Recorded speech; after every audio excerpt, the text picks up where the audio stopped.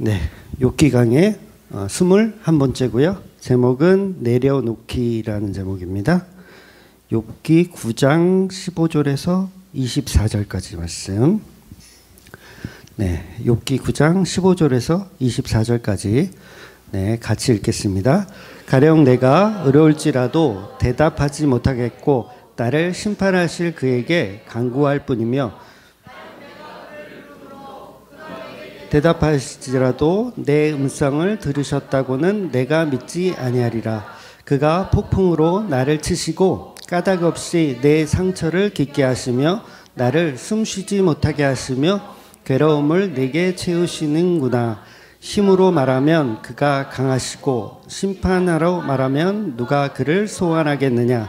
가령 내가 의로울지라도 내 입이 나를 정죄하리니 가령 내가 온전할지라도 나를 정죄하시리라. 나는 온전하다마는 내가 나를 돌아보지 아니하고 내 생명을 척이 여기는구나. 일이 다 같은 것이라. 그러므로 나는 말하기를 하나님이 온전한 자나 악한 자나 멸망시키신다 하나니 갑자기 재난이 닥쳐 죽을지라도 무죄한 자의 절망도 그가 비웃으시리라. 세상이 악인의 손에 넘어갔고 재판관의 얼굴도 가려졌나니 그렇게 되게 한 이가 그가 아니면 누구랴. 아멘. 네, 계속해서 욥의 말을 우리가 듣고 있습니다. 본문을 통해서 욥의 믿음이 조금씩 변하고 있다라는 것을 알고 있어요. 근데 이제 한 가지 중요한 게 뭐냐면 욥은 변하지 않는 한 가지가 있어요. 일관되게 처음부터 끝까지 변하지 않는 게 뭐냐면 그것은 욥이 자기 자신을 무죄하다고 주장하는 거예요. 그러니까 나는 의다. 요거는 바뀌지 않아요. 다른 거는 좀 바뀌거든요. 약간씩은 변화가 있고 약간 그런데 자기가 무죄하다는 거에 있어서는 처음부터 끝까지 일관되게 그 얘기를 한다는 거죠. 근데 참으로 안타깝죠. 욥은 자신이 무죄함을 주장하기는 하지만 오늘 본문에 보면 욥은 그런데 그게 무슨 소용이냐 그러는 거예요. 내가 의롭다, 난 죄가 없다 주장하는데 이게 무슨 소용이냐. 그래서 이 대사들을 이렇게 좀 보면 18절 보면 그런 표현도 있더라고요. 숨도 쉬지 못하게 하신다라는 표현. 그러니까 저는 이 얘기를 들으면 이게 몸만 망가진 게 아니라 공황장애도 있지 않을까. 공황장애가 또 이게 연관성 있는 게 이게 과호흡이거든요. 숨을 잘 쉴 수 없다라는 그런 느낌이 좀 들더라고요. 그러니까 욥의 상태는 몸과 마음이 완전히 망가질 대로 망가져 있는 상태. 그래서 욥은 자기가 무죄함을 아무리 친구들에게 이야기하고 또 하나님께 주장해봐야 아무도 믿어주지 않는 거예요. 욥의 친구들도 안 믿어주고 하나님도 더더욱 안 믿어주는 것처럼 이렇게 들리는 거죠. 그래서 욥의 주장은 뭐냐면 하나님은 그냥 선한 자나 악한 자나 그냥 하나님 마음대로 멸망케 하신다라고 그냥 이야기해버리는 거예요. 그러니까 욥과 같은 선한 자를 봐주고 악한 자만 멸망케 하시는 분이 아니라는 거예요. 하나님은. 왜냐하면 뭘로 알 수 있어요? 나는 선한데 나에게 고통을 주는 거 보니까 하나님은 선한 자, 의로운 자, 똑같은 얘기죠. 선한 자, 악한 자나 이렇게 구분해서 벌 주는 게 아니라 그냥 하나님 마음인 것 같다라고 욥은 이야기하는 거죠. 그런데 실제로 보면 예수님이란 분은 선하신 분이잖아요. 악한 것이 전혀 없는 선하신 분인데 그 그 예수님에게도 하나님이 고난을 줘야 안 줘요? 주잖아요. 십자가라는 고난을 주잖아요. 그러니까 멸망케 하시는 분이 맞아요. 선한 자도 멸망케 하시는 분 맞습니다. 그러니까 죄 없으신 예수님도 십자가에 매달려 그냥 죽도록 내버려 두시더라는 거예요. 좀 구출해 주시지. 천군 천사 이렇게 보내가지고 구출해 주시지. 그러니까 욥의 모습을 통해서 본문은 십자가에 죽는 예수님을 증거하고 싶으신 거예요. 그러니까 욥은 이런 대사를 치는 이유가 뭐냐면 예수님을 표현해야 되기 때문에 이런 대사를 칠 수밖에 없게끔 그 상황들을 계속해서 만들어 가는 것이죠. 그래서 22절 보면 땡땡땡하고 하나님이 온전한 자나 악한 자나 멸망시킨다 하나니. 23절 갑자기 재난이 닥쳐 죽을지라도 무죄한 자의 절망도 그가 비웃으리라. 그러니까 좀 표현이 너무 세죠. 야, 하나님은 지금 나를 비웃고 계신다 이 얘기하는 거예요. 나는 의로운데 나는 지금 의로움에도 불구하고 하나님 내게 고통을 주시고 그 다음에 고통을 주시는 하나님은 나를 지금 비웃고 계신다는 거죠. 그러니까 자기 자신은 아무리 의롭습니다, 죄가 없습니다 얘기해도 하나님은 그냥 하나님 마음대로 우리에게 절망을 주신다는 거예요. 본인에게, 욥에게. 그러니까 욥이 너무 불쌍하죠. 안 불쌍해요? 야, 불쌍하잖아. 그래도 욥은 끝까지 결백을 주장하는 거예요. 그래서 욥의 설교를 보면 신본주의라 그랬잖아요. 욥의 설교는 신본주의예요. 하나님의 절대 주권을 인정하는 설교. 물론 이 화법 자체가 하나님의 절대 주권을 찬양하는 내용은 아니에요. 그냥 빌닷과 하나님을 비아냥거리는 거죠. 그래, 당신은 참 절대 주권을 가졌어. 그래서 뭐 어쩌라고 라는 식인 거예요. 그래서 그 고통이 얼마나 크면 욥이 이런 얘기까지 하냐고요. 자기 편은 한 명도 없다는 거예요. 친구들 다 내 편 아니죠? 하나님 내 편 아니에요. 뭐 다 전부 내 주위에 있는 모든 사람이 내 편이 아니에요. 그래서 예수님도 똑같잖아요. 예수님도 십자가에 달리셨을 때 그 사랑하는 제자들이 다 자기 편이 아니에요. 다 도망가요. 그러니까 누구를 표현하는 거예요 지금? 예수님 표현하고 있던 거예요. 결국 본문에서 욥은 마음대로 하세요 이러는 거예요. 하나님한테 마음대로 하세요. 나는 의인이지만 고통을 주시네요. 참 하나님은 대단하세요. 네, 참 자기 마음대로 하시는군요. 이렇게 비아냥거리는 말을 오늘 본문이 하는 거죠. 그런데 여러분, 사람이 궁지에 몰리면요 이렇게 될 수밖에 없더라고요. 뭐 저도 뭐 욥만큼의 경험이 있는 것은 아니지만 그 삶의 어려움 같은 게 있었잖아요. 우리 다 있죠. 저만 그런 거 아니잖아요. 부모님이 런닝구 찍고 싸우고 뭐 이런 거 없었어요? 누구나 다 경험이 있어요. 삶의 어려움의 경험이. 그러면 그때는 정말 입에서 하나님, 당신 마음대로 하세요. 이런 말이 진짜 나와요. 아마 경험이 있으신 분은 아마 웃고 계실 텐데, 하나님 마음대로 하세요. 내 인생은 그냥 한마디로 머피의 법칙이네요. 뭘 해도 안 되고, 뭘 해도 재수가 없고, 뭘 해도 발전이 전혀 없네요. 그냥 하나님 마음대로 하세요. 차라리 그냥 내 인생은 그냥 아무것도 안 하는 게 낫겠네요. 아, 이런 경험들이 없으신가요? 그러나 욥은 하나님의 속성과 욥의 삶을 통해서 정확하게 복음을 드러내고 있는 삶을 살고 있더라는 거죠. 즉 예수 그리스도라는 죄와 의를 담당하신 십자가 복음을 욥은 자신의 삶을 통해서 아주 뼈저리게 표현하고 있는 거예요. 누구 들으라고? 우리 들으라고. 후대의 우리들을 이 욥의 삶을 통해서 복음으로 들으라고. 참 욥은 재수가 없는 거예요. 여러분이 안 걸린 걸 다행으로 생각하세요. 그리스도의 예표로 사용되고 있는 거예요. 그래서 욥은 고통과 고난을 통해서 하나님의 속성을 배워가고 예수 그리스도의 복음을 증거하는 자로 이렇게 지금 고난을 겪고 있다라는 거죠. 여러분, 창조된 우리가 통증을 느낄 수 없다라면 십자가의 의미를 모릅니다. 여러분이 통증이 없다, 살아가는데 통증이 없다, 그럼 십자가의 의미를 몰라요. 느낄 수 없어요. 미움이 없다면 사랑이 뭔지 몰라요. 멸망과 심판을 모르면 구원과 은혜가 어떠한지를 감흥이 없어요. 악이 없으면 선이 없고요. 죄가 없다면 의가 무엇인지 모르고요. 어둠이 없다면 빛이 어떤 것인지 몰라요. 그러니까 욥은 철저하게 선과 악을 경험하고 있고 죄와 의를 경험하고 있는 거예요. 그래서 욥은 오직 십자가에 죽으신 그 예수님만 욥의 삶을 통해서 노래하고 있는 거예요. 본인은 잘 모르지만, 아직은 본인은 잘 모르지만 계속 예수의 삶을 노래하고 있는 거예요. 그래서 재창조라는 구속사 속에는, 그 십자가 속에는 반드시 오전에도 말씀드린 대로 죄와 의가 공존하고 있다는 거예요. 그래서 십자가는 내가 예수를 죽인 사건, 또 예수님이 죽으심으로 인해서 우리의 제물이 되시고 그 십자가로 우리를 구원해 주시는 사건. 그러니까 십자가 속에 죄와 의가 다 들어있다는 거예요. 그래서 짐승을 잡아서 피를 뿌려요. 제사만 보더라도 그렇잖아요. 그 안에 제사 속에 죄와 의가 들어있어요. 양의 피를 뿌리는 건 죄잖아요. 죄 사함을. 내가 죽어야 되는데 누가 대신 죽어요? 양이 대신 죽어. 그래서 이 제사 드릴 때 웃을 수 있어요, 없어요? 웃을 수 없어요. 내 죄를 대신해서 양이 죽는데 이 새끼 너 한번 죽어봐라. 너 내 대신 죽는 거야? 그러면서 그렇게 목을 딸까요? 못 따죠.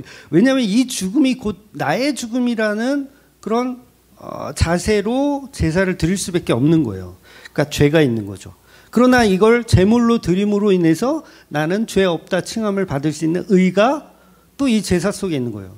그래서 이 복음은 죄와 의가 공존하는 거죠. 한쪽으로만 치우치면 그 자체가 복음이 아니에요. 반드시 두 가지가 다 존재하더라는 거죠. 그래서 제사를 드릴 때 어찌할꼬 이 죄를 주님 용서하여 주시옵소서 이렇게 해야 된다는 거죠. 그래서 성령이 오시면 반드시 죄에 대하여 의에 대하여 심판에 대하여 설명하신다는 거예요. 그러니까 우리가 창을 들고 예수를 찔른 죄인이라는 것을 뼈저리게 느끼게 하는 게 성령이 하시는 일이라는 거예요. 우리가 예수를 왜 죽입니까? 나의 의로움으로 천국 가고 싶은데 못 간다고 하니까 그 예수를 치워버리는 거잖아요. 그래서 예수를 찔러 죽여서 그 포도원을 우리가 차지하려고 하는 그런 농부들. 여러분, 아담과 하와가 선악과를 먹은 이유는 하나님처럼 되고 싶은 거였잖아요. 실제로 선악과를 먹어서 선악을 알게 되었어요. 선악과를 먹으니 바로 효과가 나타나요. 자기가 벗은 것을 악하다라고 판단합니다. 벗은 거는 악한 거예요. 그래서 무화과 나무 잎으로 이렇게 자기 몸을 가려요. 그렇다면 그 다음 행복, 나무 뒤에 숨어서 동산을 거니시는 하나님을 이렇게 봤죠. 그러면 아담의 그 다음 행보는 뭐여야 하냐면 어떻게 합니까? 살수처럼 하나님 등 뒤에다가 칼을 꽂아야 돼요. 안 그러면 자기가 죽고 자기 여자가 죽으니까. 제 말이 이상합니까? 나만 쓰레기야? 그렇잖아요. 우리는 지금 하나님께 걸리면 죽어요.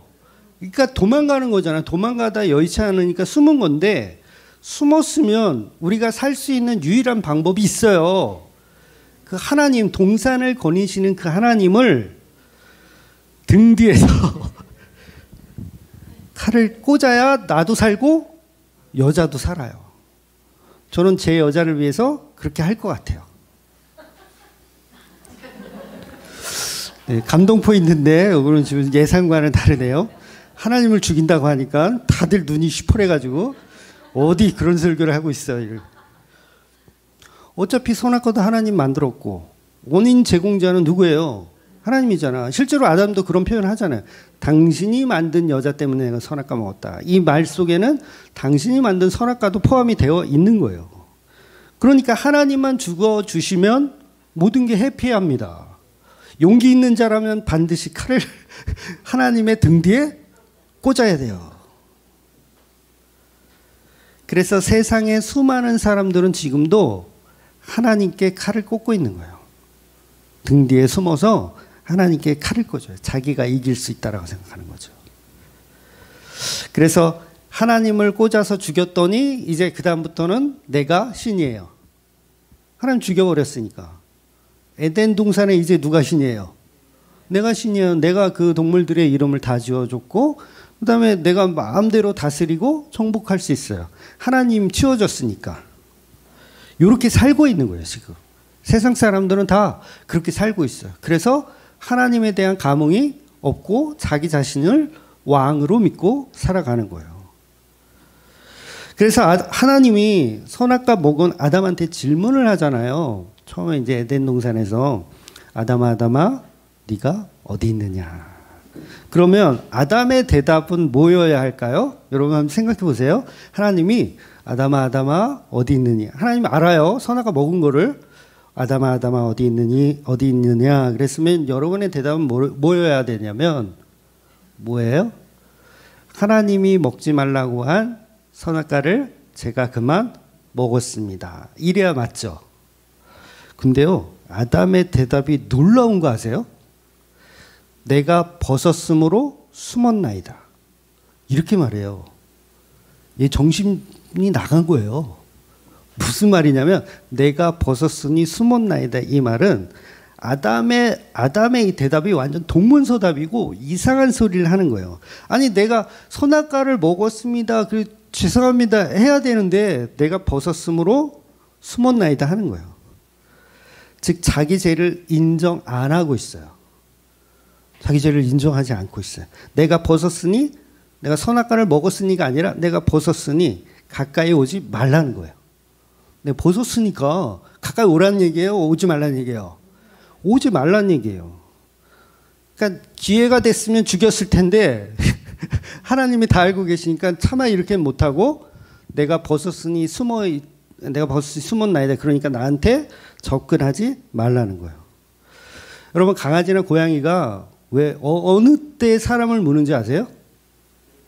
자기가 두려울 때 사람을 물어요. 기분 좋을 때 무는 거는 기분 좋을 때 안 물어요. 그건 장난치는 거고 기분 좋아서 장난치는 거고 저도 고양이한테 한번 물려봤거든요. 난생 처음. 고양이는 사람을 물지 않는 줄 알았어요. 저는. 근데 잡으려고 하니까 이게 야생 고양인데 잡으려고 하니까 물더라고요. 고무장갑을 끼고 있었는데도 물려가지고 피가 뚝뚝 떨어져요. 파상풍 주사를 맞았어요. 그러니까 왜 공격하냐면 두려우니까. 나는 너한테 도움을 주려고 하는데 고양이는 나를 해치는 사람인 줄 알고 저를 물더라고요. 그러니까 아담의 얘기는 뭐냐면 내가 벗었으니까 숨었나이다. 내 가까이 오지 마세요. 내가 당신을 죽여야 합니다. 이런 의미인 거예요. 왜냐하면 당신을 죽이는 거 말고 우리가 살아날 방법은 있어요 없어요? 없어요. 내가 벗었으니 숨었나이다. 가까이 오지 마. 내가 당신을 죽일 수도 있어. 그 말을 들은 하나님이 어이가 없겠죠. 네, 어이가 없어요. 그래서 누가 너더러 벗은 것을 알려주더냐 이렇게 물어보는 거예요.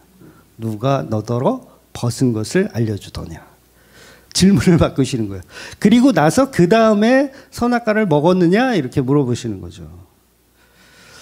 그러니 아담의 대답은 그 다음 아담의 대답은 당신이 내게 만들어준 그 여자가 내게 선악과를 줘서 먹었습니다. 무슨 말이냐면 인간은 자기 죄를 인정하는 것 같지만 결국 인정하지 않더라는 거예요. 자기가 벗은 것에 대한 이야기를 해요. 여러분 벗은 것은요. 선악과 먹기 전에도 벗고 있었어요. 그렇잖아요. 그건 죄에 대한 증상이며 자기가 느끼는 자각이에요. 하나님은 벗은 거 가지고 뭐라고 하시려고 하는 게 아니잖아요. 선악과 먹은 거에 대한 이야기를 하고 싶으신 건데 아담은 자꾸 내가 벗었으니 이거 죄송하다는 거예요. 벗은 거. 여러분 옷을 벗고 있는 건 죄가 아니에요. 그 당시는 그게 죄가 아니에요. 뭐가 죄예요? 선악과를 먹은 게 죄예요. 근데 아담은 선악과 먹은 죄를 말하지 않고 자기가 벗은 것에 대한 논리를 피더라는 거예요. 그러니까 이미 그 자리가 뭐냐면 하나님의 자리에 이미 있는 거예요. 벗은 것을 내가 죄로 여긴다. 이거 하나님이 여기는 게 아니라 사람들이 그렇게 여기는 거예요. 그래서 성도가 죄를 회개한다는 것은 증상에 대한 회개가 아니에요. 벗은 것에 대한 회개가 회개일까요? 그거 아니에요. 그러니까 내가 선악과를 먹었기 때문에 우리는 여러 가지 악한 증상들이 나오잖아요. 뭐 여러 가지가 있겠죠. 뭐 살인, 십계명만 보더라도 뭐 거짓말하는 거, 이웃의 아내를 탐한 거, 뭐 이런 것들이 다 뭐예요?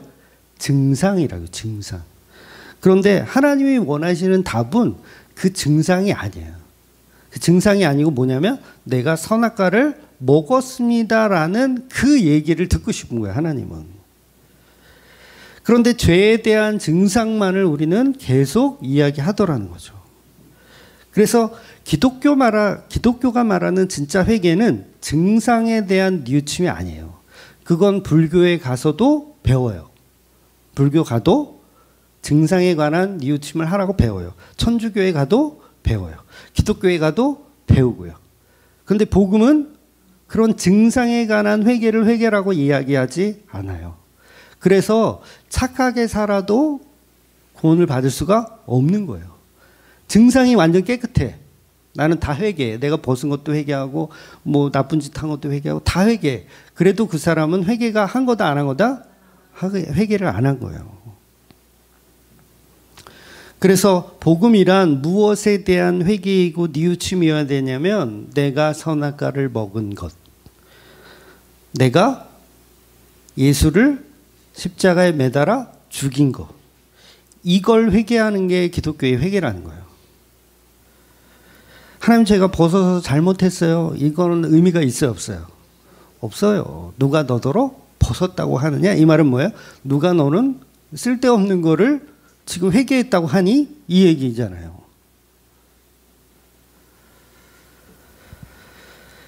하나님이 벗은 것에 대한 증상은요, 하나님이 그냥 옷 입혀주시면 돼요. 예수로 옷 입혀주시면 다 해결될 문제예요. 즉 죄에 대한 증상은 어찌 보면 뭐 구약의 율법들, 십계명 그런 것들 다 지켜서 내 몸을 가린다고 하여서 그걸 회개라고 얘기하지 않더라는 거예요. 그래서 무슨 회개를 했다고 아담과 하와는 주장하는 거예요. 내가 무화과 나무 잎으로 내 몸을 가렸으니 나는 회개했다라고 생각하는 거죠. 그러니까 내 죄를 드러내지 않으니까 이걸 회개했다고 생각하는 거예요. 그런데 그런 율법으로 만든 치마는 전혀 회개가 된 게 아니라는 거죠. 벗었다는 증상을 회개하는 것이 회개가 아니라 선악과 먹은 자체에 대한 회개를 우리는 해야 된다는 거예요. 근데 우리는 전부 하나님 앞에 내가 알몸임을 죄송합니다. 아담과 하와는 동문서답을 하고 있는 거예요. 근데 오늘날 교회들이 전부 이런 증상에 관한 회개를 회개했다라고 주장을 하더라는 거예요. 증상 때문에 지옥 가는 게 아닙니다. 벗고 다니는 것 때문에 지옥 가는 게 아니에요. 기독교가 말하는 회개는 그래서 윤리 도덕적인 회개가 아니라는 거예요. 그러니까 욥의 친구들은 계속해서 욥을 공격하는 이유가 뭐냐면 바로 그거예요. 윤리 도덕으로 그 잣대로 자꾸 공격을 하니까 안 맞는 거예요. 욥하고. 그래서 요새 그 교회들도요. 착한 교회 만들기, 건강한 교회 만들기 이런 거 열심히 하는데 그 현대판 바리새인들이라는 거예요. 그러니까 벗은 것에 대한 우리는 벗지 말고 뭐라도 좀 입고 다닙시다 이러고 있는 거예요.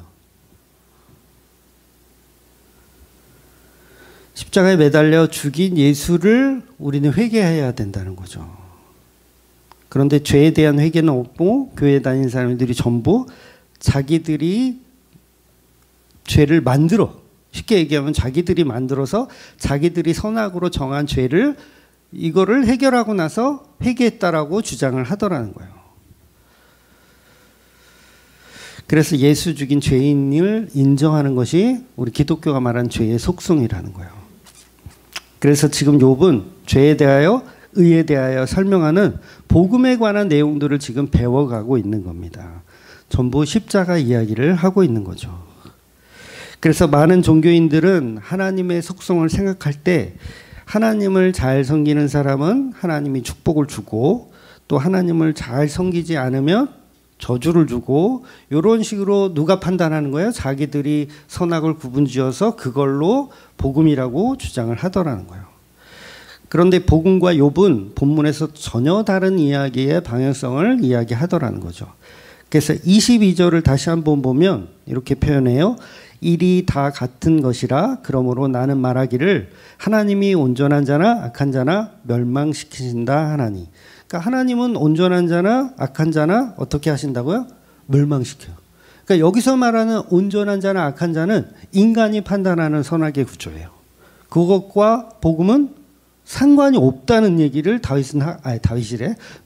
요평 미안해요. 욥이 하고 있다는 거예요. 내가 다윗을 좋아하나? 욥이 외자라서 이게 발음이 어려워서 그런가 봐. 형 미안해요. 그러니까 욥이 주장하고 있는 하나님 마음대로 하세요. 이게 맞는 거예요. 우리는 옷을 입은 사람도 있고 벗은 사람도 있어요. 그런데 그게 의미가 있다 없다? 없어요. 그러니까 하나님 마음대로 하시는 게 맞는 거예요. 그래서 하나님 우리의 창조주입니다. 당신 마음대로 하세요.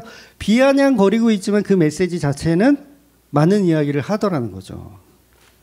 그럼 전도서 9장 1절과 2절 말씀 우리 같이 읽어볼게요. 이 모든 것을 내가 마음에 두고 이 모든 것을 살펴본즉 의인들이나 지혜자들이나 그들의 행위나 모두 다 하나님 손안에 있으니 사랑을 받을지 미움을 받을지는 사람이 알지 못하는 것은 모든 그들의 미래의 일들임이냐. 모든 사람에게 임하는 그 모든 것이 일반이라. 의인과 악인, 선한 자와 깨끗한 자와 깨끗하지 아니한 자, 제사를 드리는 자와 제사를 드리지 아니하는 자에게 일어나는 일들이 모두 일반이니 선인과 죄인, 맹세하는 자와 맹세하기를 무서워하는 자가 일반이로다. 그러니까 전도서는 뭐라고 얘기하는 거냐면 욥하고 똑같은 이야기 하는 거예요. 그러니까 우리가 구분해서 이 사람 선해, 이 사람 악해, 소용이 있다 없다? 없다는 얘기 하는 거예요. 그러니까 지혜가 있는 자나 없는 자나 다 소용이 없다는 거예요. 즉 하나님을 잘 섬기고 착하게 살고 막 그럴지라도 하나님 마음대로라는 거예요. 구원을 줄지 안 줄지는 하나님 마음대로. 그러니까 바리새인처럼 하나님을 잘 섬겨요. 안식일을 철저하게 지키고 11조도 새해 전으로 이렇게 철저히 지키고 구제봉사 얼마나 잘해요. 바리새인들은 구제봉사 잘했어요. 불쌍한 사람들 잘 도와주고 정말 착하게 살며 누구에게나 다 존경을 받는 그런 바리새인들. 그런데 그런 바리새인들을 하나님은 구원하지 않으신다는 거예요. 오히려 심판하시고 너희들은 독사의 자식들이다 라고 말씀하시더라는 거예요. 그래서 외식하는 서기관들아 바리새인들이여 너희들은 교인 한 사람을 얻기 위해서 바다와 육지와 두루 다니며 생기면 어떻게 해요? 너희보다 배나 더 지옥 자식을 만들어 내더라는 거죠. 여러분 생각해 보세요. 바리새인 밑에서 신학을 공부해서 배우면 종교적으로 착한 사람이 될 거 아니에요. 네, 그렇죠? 착한 사람 될 거예요. 그 밑에 바리새인 밑에서 배웠으면 충성봉사는 기본, 교회에서 충성봉사 기본, 주일성수 기본, 친척이 결혼을 해도 주일이면 안 가. 그쵸? 얼마나 멋져요. 그리고 최근에 들은 얘기인데, 배우자가 이게 신앙이 없으면 버려. 버려. 그런 애인도 아예 사귀지도 않아. 그럼 굉장히 뭐예요? 경건하고 뭔가 이런 것 같고. 그래서 착하다고 인정받고 신앙인이라고 인정을 받아. 그런데 그런 사람들에게 예수님이 저주를 퍼붓더라는 거예요. 이 바리새인과 서기관들아 이러면서. 그래서 기독교는요 종교도 아니고 윤리도덕도 아니에요. 깨끗한 교회 만들기를 컨셉으로 잡는 교회를 오히려 조심하셔야 돼요. 여러분 율법적인 교회들은요 우리가 잘 분별하기가 쉽잖아요. 막 충성봉사 강요하고 헌금 강요하고 이런 교회는 금방 이 교회는 틀렸어. 금방 눈에 보이는데 막 교회가 되게 깨끗해. 깨끗한 교회 있거든요. 막 금전적인 거나 뭐 여러 가지 성품이나 목사님의 성품이나 이런 게 너무 깨끗해. 그러면 그런데 혹하고 빠져요. 근데 지금 이 본질적인 이야기는 뭐예요? 욥의 본질적인 이야기는 그러거나 말거나 다 소용이 있다 없다? 소용없다는 얘기를 하는 거예요. 그러니까 소위 깨끗한 교회. 예를 들면 우리 교회는 등록을 강요하지 않습니다.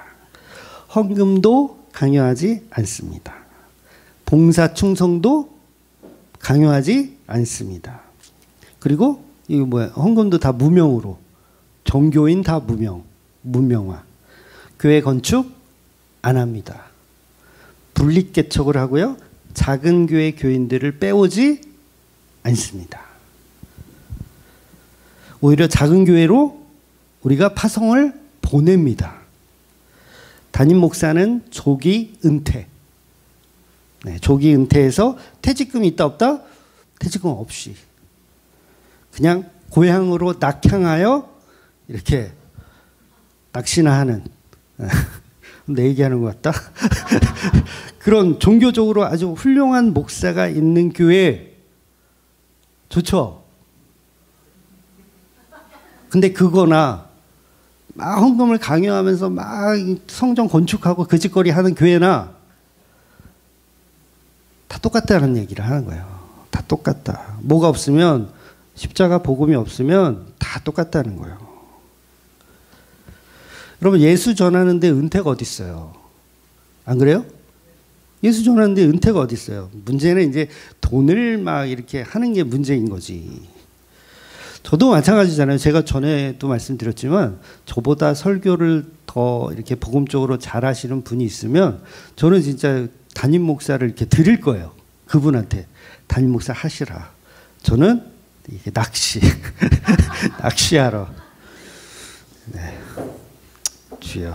그러니까 이 자체가 십자가 복음이 아니라면 이것도 소용이 있다 없다? 없다라는 얘기 하는 거예요. 그래서 제가 제 입으로 그러잖아요. 착한 척하는 목사라고. 네, 좀 웃어주시지. 네, 분위기 싸네. 그래서 그런 어떤 깨끗한 교회를 컨셉으로 하는 교회는 분별하기가 더 어려운 거예요. 그래서 속지 말라고 하시는 거예요.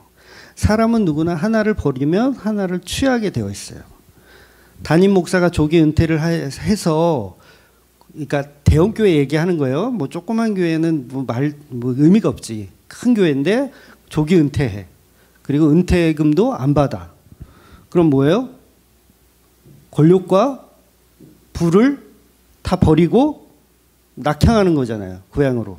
그러면 우리는 박수를 쳐주지만 그분은 뭐를 얻어가냐면 명예를 얻어가지고 가는 거예요. 아, 저분은 정말 깨끗하고 훌륭한 목사라는 명예를 차지하고 가는 거예요. 생각해 보세요. 대형교회가 세습이라는 걸 하잖아요. 세습을 해요. 그러면 교인들이 막 욕하고 다른 교회 사람들이 더 욕해요. 본인 교회는 덜 욕하는데 다른 교회 사람들은 막 욕해. 그럼에도 불구하고 굳이 세습을 하는 사람이 있어요. 많죠. 대형교회들 많아요. 그 왜 그런 거예요? 자기는 명예를 버리고 권력과 부를 선택을 한 거예요. 그 사람은 세습을 하는 사람하고 선택한 거예요. 그런데 세습을 안 해, 이 사람은. 세습을 안 해. 나는 빈손으로 교회를 떠나. 그럼 그 사람은 부와 권력은 내려놓았지만 명예를 차지하고 가는 거예요. 그래서 세 가지를 동시에 할 수가 없다. 인간은 그래서 뭘 하든 다 개수작이라는 얘기를 하는 거예요. 인간은 돈이든 명예든 권력이든 동시에 다 내려놓을 수가 없어요. 그건 예수님만 하시는 거예요. 그래서 예수님의 세 가지 시험은 그 세 가지를 다 내려놓을 수 있는 자격이 있는지를 검사한 거잖아요. 근데 우리는 안 돼요. 뭘 하나라도 얻어야 돼요. 저는 뭐라 그랬어요? 저는 명예. 그래서 간판에도 딱 이혜원 목사 딱 써져 있어야 돼. 명예니까. 이 교회가 누구네 교회야? 이혜원 목사, 담임 목사로 있는 그 명예. 저는 세 가지를 못 내려놓겠더라고요. 세 가지를 물론 다 추구하지만 그 중에서 하나를 선택하자면 저는 명예. 그러니까 세습 안 하고 낙향하는 목사. 그런 목사. 그러니까 못 내려놓는 거예요, 인간은. 그런데 그걸 할 수 있는 분이 예수님이라는 거죠.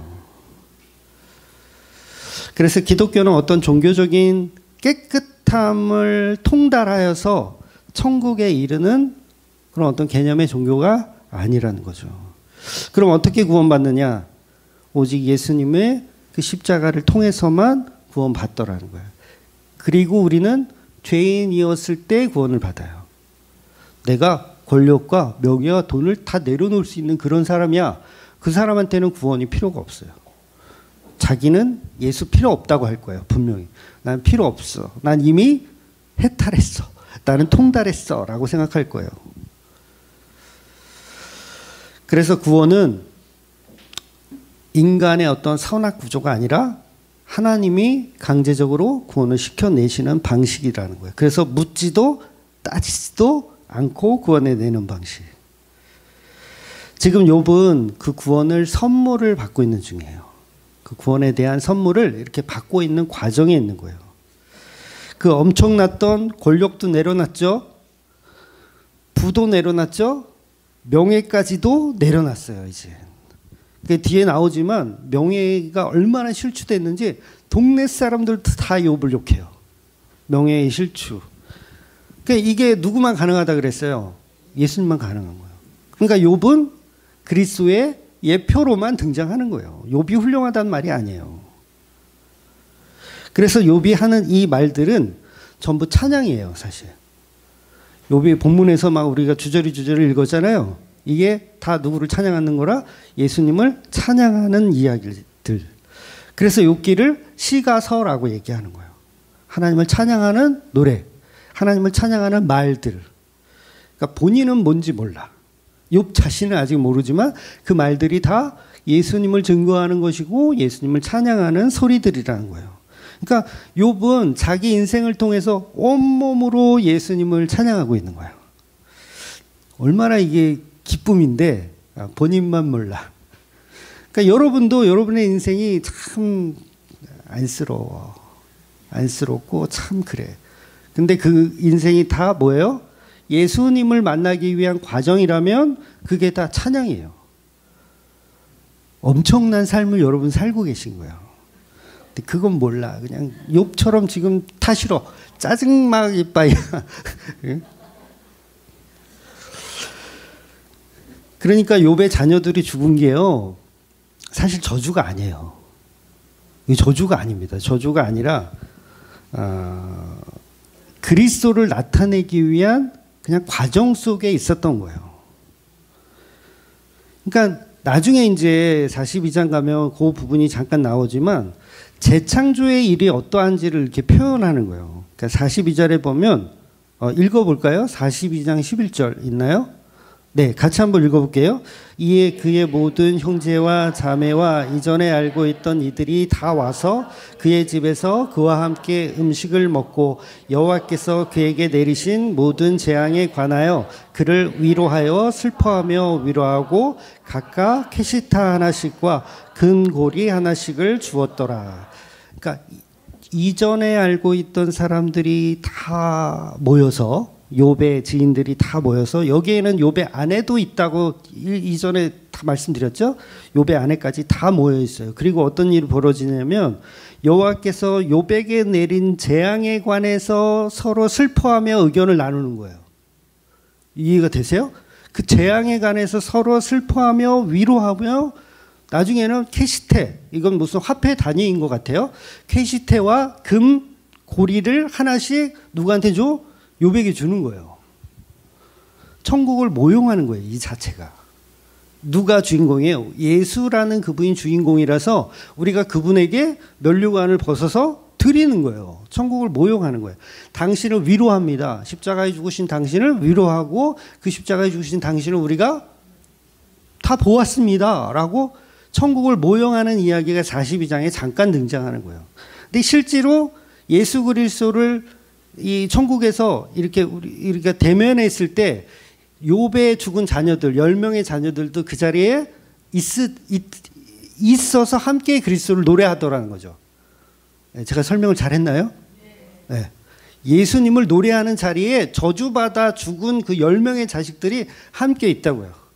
그거를 모용하기 위해서 42장에 그 만찬 자리가 표현이 되어져 있는 거예요. 그러니까 욥의 10 자식들은 저주이며 지옥에 간 게 아니고 그리스도를 나타내는 예표로 존재했다라는 거죠. 그런데 우리는 인간들이기 때문에 그 때문에 욥기서를 보면서 예수 십자가가 없는 그냥 윤리와 도덕적인 거, 인간이 추구하는 인간보나 어떤 그런 이야기들로 욥기를 해석하고 정리를 하더라는 거예요. 근데 그 얘기가 아닙니다. 선악 구조를 벗어나야 돼요. 바퀴벌레 중에 착한 바퀴벌레, 나쁜 바퀴벌레 이렇게 구분하시는 분 네, 있으세요? 없잖아요. 우리는 집안에 바퀴벌레가 보이는 순간 F킬러로 아니야 우리 집은 여보 이렇게 부르지. 우리 집은 바퀴벌레가 없는데 무슨 벌레가 하여튼 있다 그러면 제 이름을 불러요. 빨리 이거 와서 해결하라는 거예요. 똑같죠? F킬러로 그냥 뿌리는 거예요. 착한 바퀴벌레, 나쁜 바퀴벌레 구분하지 않아요. 그러니까 우리가 선악 구조를 가지고 하나님 우리는 선하잖아요. 얘는 악하잖아요. 그러니까 저는 좀 선하니까 예뻐해 주세요. 이게 통한다 안 통한다? 안 통하는 거예요. 그러니까 하나님 저 이거 잘못했고 저거 잘못했고 소용이 있다 없다? 없어요. 바퀴벌레가 저는 부모를 잘 공경했고요. 저는 남편에게 잘했으며 이렇게 아무리 하소연해봐야 F킬러로 뿌려진다는 거예요. 그러니까 뭘 회개해야 돼요? 저는 바퀴벌레입니다를 말해야죠. 저는 바퀴벌레입니다. 죽어 마땅한 존재입니다. 저는 아담입니다. 저는 선악과를 먹었습니다. 제가 벗었으므로 피했습니다가 아니라 저는 선악과를 먹은 죽어 마땅한 죄인입니다를 회개해야 된다는 거예요. 제가 하나님의 발걸음 소리를 듣고 당신 등 뒤에서 칼을 꽂으려고 했다가 실패한 그런 존재입니다. 예수님 때는 성공하지만요. 6.25 전쟁에서 총탄이 막 빗발쳐요. 전쟁터에서 국군이 있으면 저 앞에 그 북한군이 총을 들고 막 이렇게 와. 그러면 그 북한군을 이렇게 자세히 보면서 저 북한군은 착한 북한군일까? 아니면 나쁜 북한군일까? 나이는 몇 살일까? 자식은 있을까? 이런 거 조사하면서 방아쇠를 당깁니까? 아니죠. 그냥 상대가 북한군이고 그가 총을 들고 겨누고 있으면 어떻게 해야 돼요? 무조건 쏴야 되는 거예요. 안 쏘면 우리 동료들이 죽어요. 그러니까 전쟁 중인데 착한 북한군 막 이렇게 나쁜 사람인지 좋은 사람인지 자기가 판단하고 있으면 오히려 그 자체가 굉장히 우리 국군들한테는 악한 행동을 하고 있는 거죠. 전쟁 중에는 나쁜 사람, 좋은 사람이 없어요. 그냥 북한군이고 총을 들고 있으면 그냥 방아쇠를 당기는 겁니다. 하나님 앞에 우리가 독생자 예수 그 아들을 죽인 자들이에요. 이미 하나님이 보실 때 바퀴벌레고 하나님 보실 때 북한군이에요. 그런데 그 북한군이 나의 삶을 들먹거리면서 저는 착해요. 저는 안식일도 지켰고요. 11조도 냈고요. 그런다고 봐줍니까? 네, 절대 봐주지 않아요. 그래서 그 북한군을 그런 표현하잖아요. 괴뢰군이다. 네, 괴뢰군이라는 의미가 뭔지 아세요? 그렇죠. 꼭두가시. 소련군의 꼭두가시라는 의미예요. 그러니까 사람으로 본다 안 본다? 안 봐요. 인형으로 보는 거야. 북한군은 인형이에요. 그냥 총 들고 있으면 무조건 갈기는 거예요. 괴뢰군이에요. 그래서 괴뢰군. 근데 그 북한 괴뢰군이요, 살 수 있는 유일한 방법이 있어요. 그렇죠. 총을 두 손으로 내려놓는 거야. 나 당신을 죽이지 않겠습니다. 두 손으로 내려놓으면 흥정이 돼. 그때부터. 그러니까 뭐예요? 내가 선악과를 먹은 죄인입니다를 내려놓을 때 흥정이 되는 거예요. 근데 그거 아니고 뭐 저는 뭐 착하고요. 저는 북한군 중에서도요 똑똑했고요. 뭐 이런 소리를 아무리 해봐야 소용없어요. 뭘 내려놔야 돼요? 총을 내려놔야 돼요. 내가 당신을 죽인 죄인입니다를 내려놓아야 돼요. 그래서 그 총칼을 내려놓으신 분이 십자가가 무엇인지를 아는 거예요. 내가 예수를 죽인 죄인이며 괴뢰군입니다를 아는 거예요. 그래서 인간의 윤리 도덕이나 종교적인 열심으로 구원에 이르는 방식이 아니라 오직 총칼을 내려놓고 무슨 말을 해야 돼요? 살려주시라요.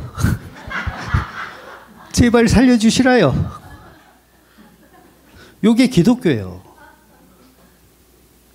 그런데 전부 회개 기도하라면은 전부 친구 괴롭힌 거, 엄마 돈 훔친 거, 운전하다 끼어드는 놈 욕한 거, 주일 성수 안 한 거, 11조 떼먹은 거, 전부 기독교와 상관없는 것에 대한 회개만 하고 있다라는 거예요. 기독교의 회개는 내가 하나님처럼 되려고 했던 거, 그래서 하나님 뒤에서 칼을 꽂으려고 했던 거, 그리고 실제로 예수님이 하나님의 아들을 왔을 때 그분을 십자가에 매달아서 죽인 거, 결국은 칼을 꽂는 거, 이거에 대한 회개를 해야 된다는 거예요. 그래서 죄에 대하여, 그리고 그러나 의에 대하여. 그 칼을 꽂았음에도 불구하고 죽으신 예수님이 너의 죄를 너희에게 돌리지 않겠다 말씀하시는 그 복음. 그래서 욥을 통해서 그 복음을 알아가는 거예요. 선악 구조가 아닌 진짜 십자가에 죽은 예수가 어떻게 우리를 구원하고 있는지를 욥의 전 인생을 가지고 보고 있는, 은혜가 있어야 이게 보여요. 욥기를 보면서 이렇게 보여요? 안 보여. 안 보일 수밖에 없어. 성령의 은혜가 있으니까 저와 여러분이 이걸 복음으로 나누고 있는 겁니다. 그래서 저와 여러분 앞에 있는 선악과는 내려놓고 오직 내가 예수를 죽인 죄인입니다. 그래서 우리는 무기를 버리고 살려주시라요. 살려주시라요. 저는 뭐 착하고 나쁘고 이런 얘기는 쓸데없고 저는 총을 내려놓았으니 살려주시라요. 그래서 주님 앞에 완전히 항복하시는 저와 여러분이 되시기를 주의 이름으로 축원드리겠습니다. 아멘. 기도하겠습니다.